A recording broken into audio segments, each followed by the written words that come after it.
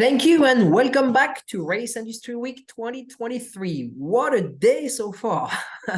I wish every session was 3 hours, we would have more time, but we can't.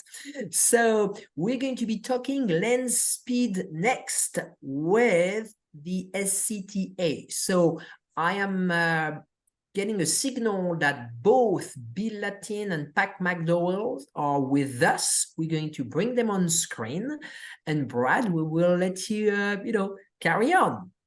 Awesome. Thank you very much, Francis. Thank you again, Judy. We appreciate you and putting all of this together, by the way, which is what just truly an amazing week of motorsports. But now let's talk about land speed racing, the Southern California Timing Association, the SCTA. And as you can see on your screen right now, joining us are Bill Lattin and Pat McDowell. So as soon as we get them on, we'll talk about all the great things that they have. Bill, we see you there, and we'll get Pat here momentarily. So that'll be a wonderful thing. So Bill, Pat, welcome. We appreciate both of you coming on today. How are y'all doing? Well, thank you. Doing good. Awesome. Let's see. I think one of you, there we go. Awesome. All right, Bill, let me start with you and just talk about land speed, SCTA, and some of the things that you want to tell some folks about who are joining us here on Race Industry Week. Well, land speed racing, Bonneville Salt Flats and El Mirage and all this is one of the oldest form of land speed racing, or any racing for that matter. NHRA started up from us, and we're an all volunteer organization, and we do it all just as cheaply as possible. And I think it's on everybody's bucket list to join us. So. I think so too. And Pat, let's talk about you, your experience with land speed racing and some of the things that we can look forward to.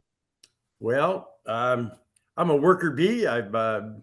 Speed Week's been a 25-year consecutive event for me, which I'm still young compared to a lot of people in those numbers of years. And like Bill said, our volunteers, I would like to just take a second and to recognize our volunteers. We owe them so much gratitude. They come and from every walk of life and every area of the country, outside of the country, and give us their time and their body and everything else. And they really don't get paid, and we appreciate it. And I think there's none better, and we owe them a really a lot of thank yous, and we appreciate them. And we obviously couldn't do it without them. Yeah, that's wonderful. And what a wonderful way to lead as well from both of you, talking about the people who make it happen and the people who volunteer their time for land speed records. Because look, let's be honest, I don't care how old you are, how young you are. When you start hearing about vehicles, automobiles, motor powered, whatever it might be, setting records, it is just an incredible thing. So you mentioned the two different places, El Mirage and Bonneville. And Bill, I guess I'll ask you, tell us about both of those places. What's similar, what's different? Well, the similarity is that they're both a long race. El Mirage is 1 3/10 miles long. You have to be in a club, one of our 11 clubs in Southern California, to participate in that, or especially to set a record in the book. Bonneville is a 3-mile time course up to 5-mile time course, which is pretty much a big difference. And it's in the same rule book or record book. And but the records are different at Bonneville than they are at El Mirage, just because of the distance of the courses. Yeah, that's pretty interesting. Pat, take us behind the scenes just a little bit. Number one, tell us how it is that you can actually officially set a record. What all has to happen? Well, everything's got to stay together twice. Records are set by, you have to eclipse the existing record on your down run. And then you go to impound, and you have 4 hours to work on your vehicle. Certain things you can do, certain things you can't. Used to be, a 2-hour turnaround because you could run both directions. We don't have that luxury anymore. So you go to impound for the day, unless circumstances are changing and you come back the same day, but normally it's impound overnight. And we run record return runs at sun up the next morning, and your two-way average obviously has to eclipse the existing record, and you become a record holder and have that 400-mile-an-hour smile, even if you went 35 and set a record. And the smiles are all the same. Yeah, that's pretty amazing. And Pat, I'll stay with you. When it comes to different divisions and, like you said, hundreds of miles per hour to, what we might not necessarily think of as fast, but what the record is set on is fast for that. So does everything fit within a certain class and category? Can you create your own? How does this happen? Well, we have classes for, I would say, everything that has got an engine in it, really. Engine size dictates the class, a lot of it, and then body style and stuff like that. But we have probably over 100 classes of motorcycles, and close to that with cars, with different, like I say, different body styles, engine combinations, stuff like that. And I mean, the French came this year with a little tiny motorcycle that was run by friction drive, like the old Whizzer kind of things were made, and set 3 records under 35 miles an hour. So, but like I say, the smile's as big as 400 miles an hour. So, yeah, there's something for everybody out there. Yeah, that is incredible. All right, Bill, I'm curious in your experience and things that you've witnessed before, things that you've been a part of. Give us an example or two of what's been the most impressive. Well, I guess for me, when I was 17 years old, I got in the 200-mile-an-hour club, and that was pretty impressive. But I was stealing cars at an early age, so my dad said, "Well, you got to go racing." So that's how I got started. And but my record had stand till 2 years ago, when a kid 16 years old, and we're all good friends and everything, from Colorado, got in the 2 club at 16, and I was very impressed with that. And I set up all the racetracks and everything on the Salt, and Pat, we do it all.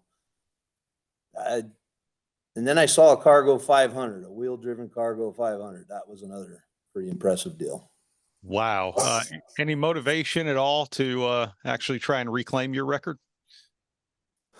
Well, you only hold a record for a short time, because there's always someone that's faster than you. And so it's kind of like renting a house. You're going to not have that rental anymore, and someone else is going to rent it. And then you can always go after your record again. And that's what I'm doing this year, is I'm going after a lot of records that were taken from me in the past few years. But I'm also going to go for #1 points at El Mirage, which is a big deal in the SCTA and the points race and the 6 meets we have here in Southern California. Wow, that is really impressive. I have to ask, what is it that what records are you going for? What is it that you drive? I have several cars. I'm actually getting I have a vintage comp coupe that I built several years ago, and I've run vintage engines in it, 4-cylinder Model Bs, Model As, V8 flatheads, overheads, and we're building a blown flathead and a blown overhead. So I think between those 3 or 4 engines that we have, if they last, I could get #1 points, which is pretty difficult to do, because you have to break the record, and then for every mile you go over the record, you get extra points, and there's other people doing the same thing. So it's a good, fun game to play. That's impressive. Pat, how about you? Any records in your history? No, I'm a worker bee. I used to road race a long time ago in SCCA, our redheaded cousin, or whatever you want to call them, and that was an amazing experience. And I'm one that believes personally that once you get out of a race car, you stay out of a race car. And I'm past all that, but I just enjoy being part of it and doing what I can to help. And I'm fine with that. That's wonderful. You mentioned volunteers and talked about how proud you were, both of you did, about all of the volunteers that have come out and helped with the Southern California Timing Association. Tell us about that. And Pat, if I wanted to become a volunteer and come out and help with all of that, what would I need to do? Ask. Just ask, and we'll hand you something to do. We have a pretty good group of people that do it every year, and you can pretty much count on them. And there's always those last minute can't make it deals or whatever, and some of those, depending on what they're doing, is really tough to replace at the last minute. And I personally have been in charge of the course stewards, which are like our on-course patrols, for a number of years. And I don't breathe the week before the race, because every time my phone rings, I'm afraid somebody's not coming. And you can't just pick people out of the air. But I mean, if if somebody's serious about doing it, you maybe just have to hound us a little bit, and eventually your number is going to be called, and we'll put you to work. And then the thing is, once you start working, we're going to call you every year. I mean, we have some of us are there 8 to 10 days before the race starts. When Bill and I get there, it's just salt. And that to me is one of the things that's always amazed me and really does it for me, is we get there and it's the salt's in its natural beauty. And then we see the whole thing take shape. And we pretty much, between the two of us, know everything there is to do. And Bill especially does. And then you see the whole thing take shape and all the cars run. Then the final day, it all comes back. And at least one of us, or usually both of us, are the last to leave the salt. And I always like to stop and turn around and look back at the salt, and there it is at its natural beauty again. And that's one thing we really strive for, is to keep the salt what it is, and still enjoy it. Yeah, that's really nice. Well, Bill, tell us what it takes to prepare this course and to be able to go out there and do it as much as you guys do. We usually start months before our event. We go out as soon as it dries. Mother Nature quits raining on it. It's all dry. We go out, spend a few days. It takes us just a day just to figure out where we're at. It's just such a vast area. We're making a city out of the middle of nowhere. And once we figure out the best salt to run on, we'll figure out if we can get 1 or 2 courses, or 3 or 4 at the most. As we've ever had is 4. It depends on how many entries we get on pre-entries. That's why that's very important.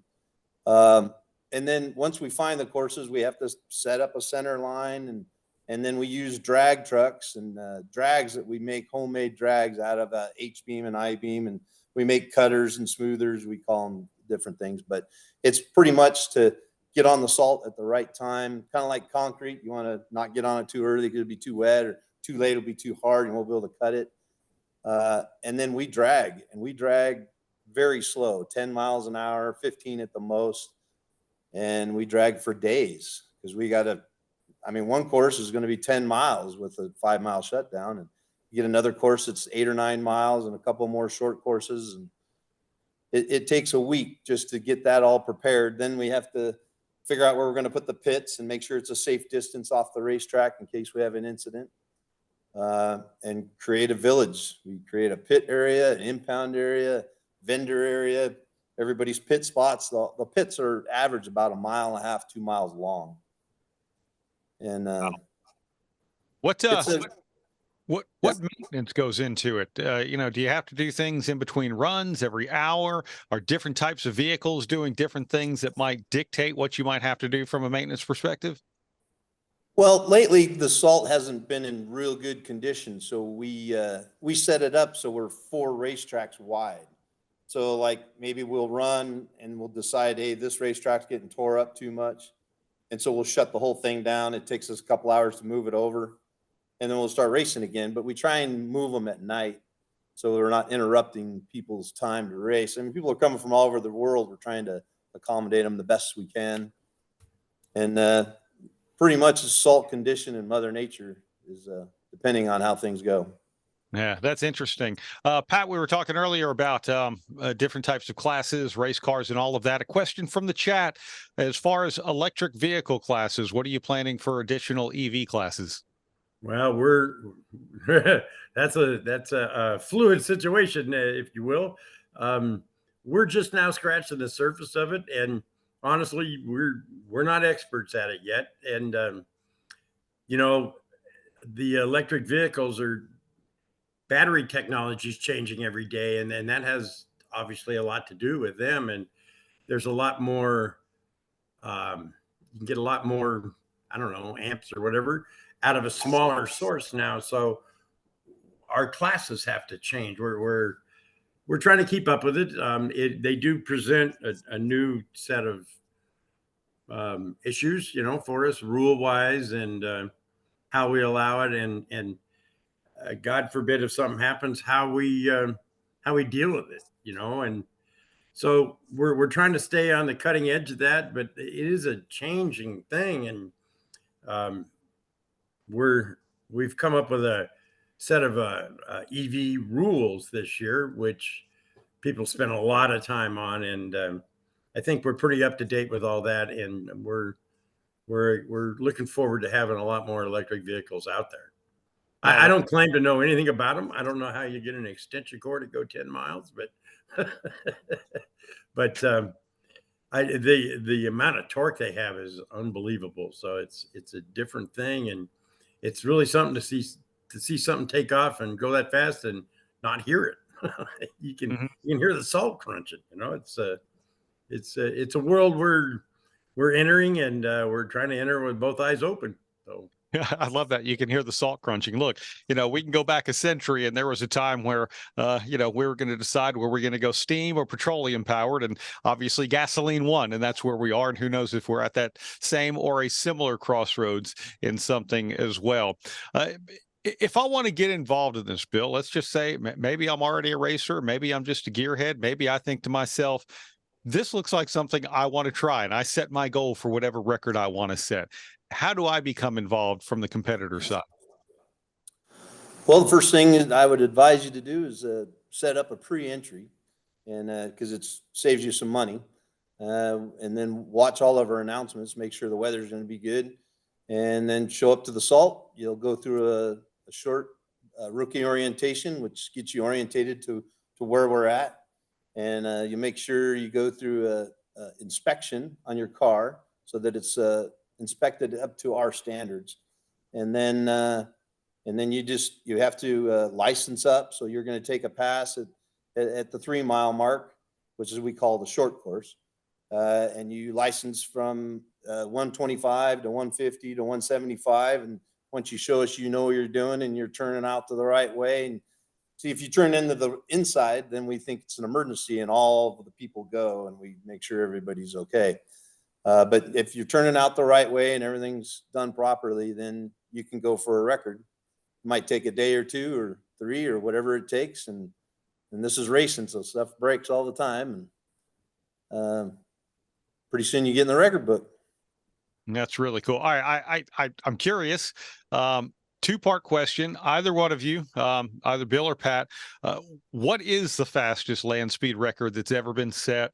And then the other part of that too, are there any major records that might be on the cusp of being broken as we look ahead to some of the events that are going to be happening this upcoming year?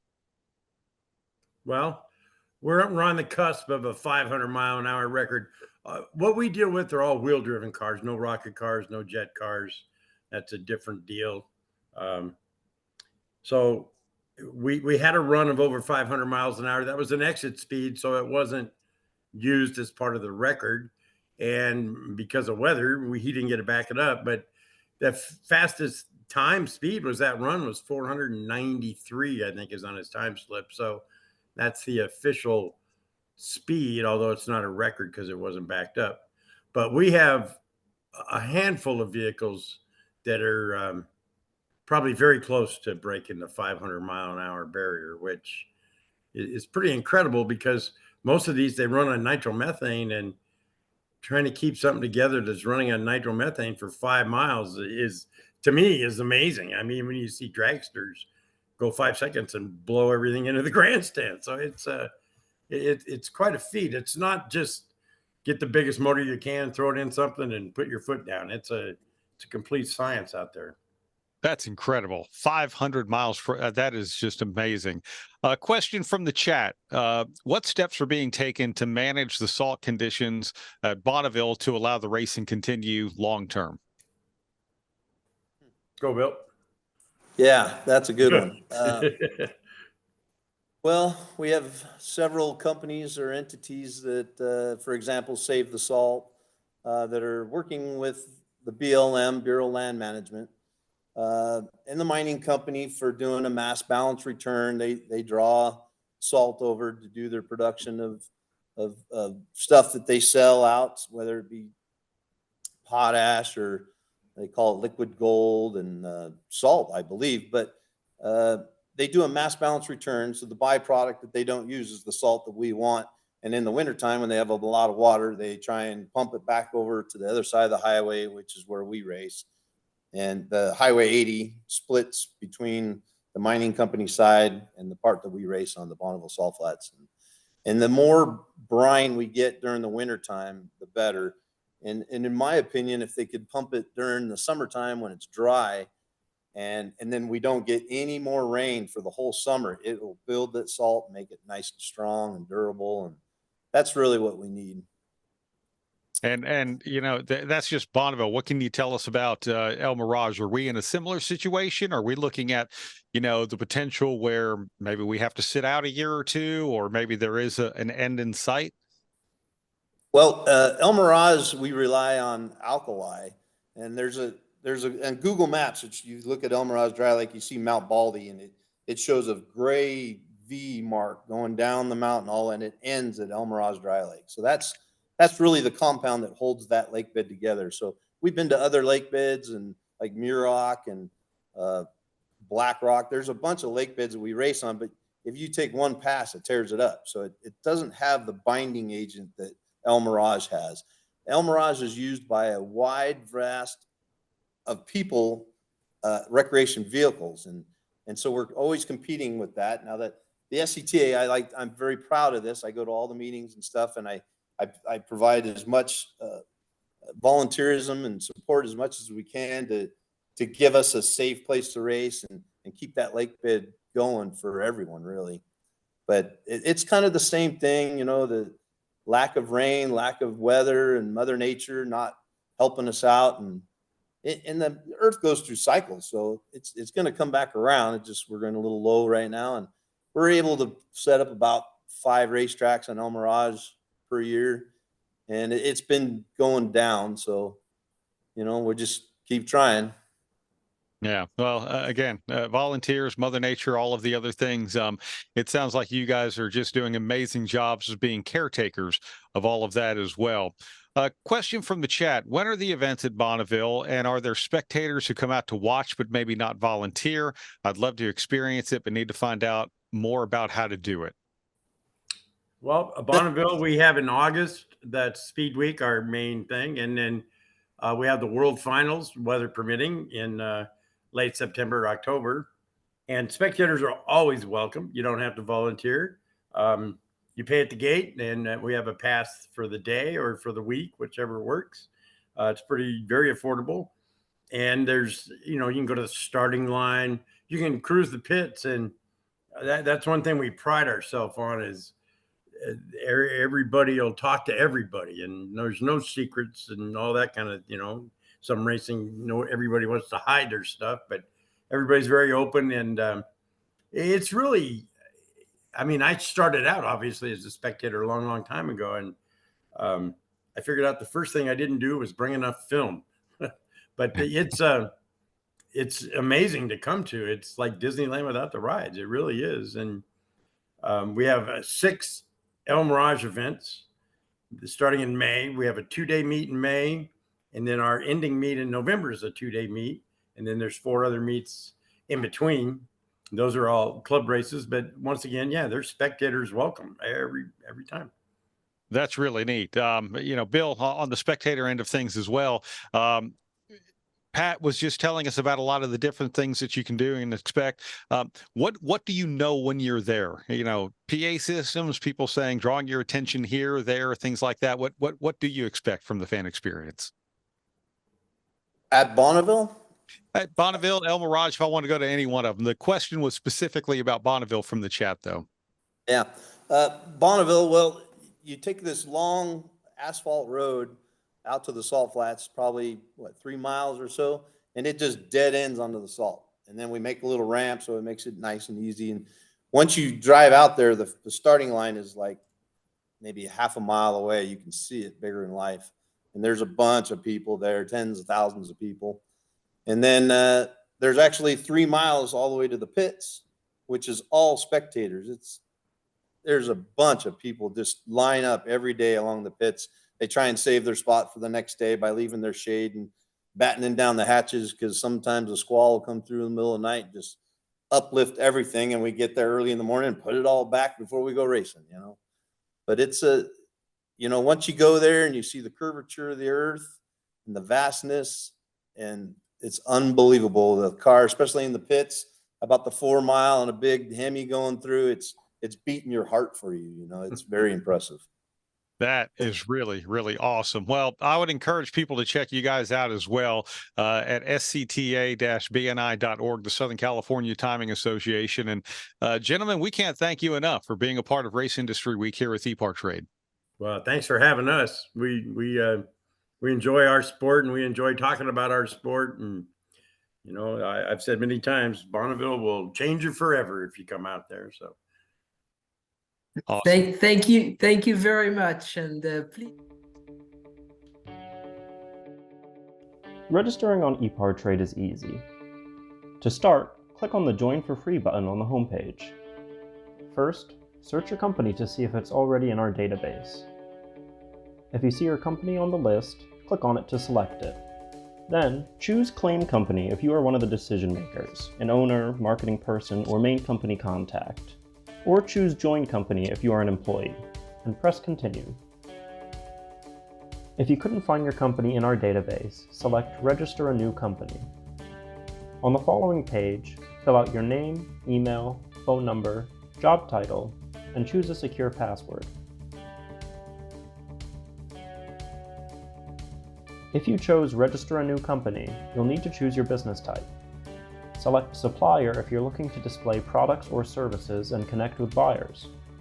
Choose Racing Business if you're looking to source new parts and connect with suppliers. Choose Race Team if you own or are a member of a professional race team. Then, enter your company name. Please provide a website, Facebook page, or LinkedIn if you have one, and choose to either claim or join the company. You can view and agree to our terms of use here. If you'd like to receive our weekly newsletter, choose Accept. Finally, click Register Now and your registration will be submitted for approval. An email will be sent to your inbox. Please confirm your email address and you will be approved shortly. Welcome to Epartrade.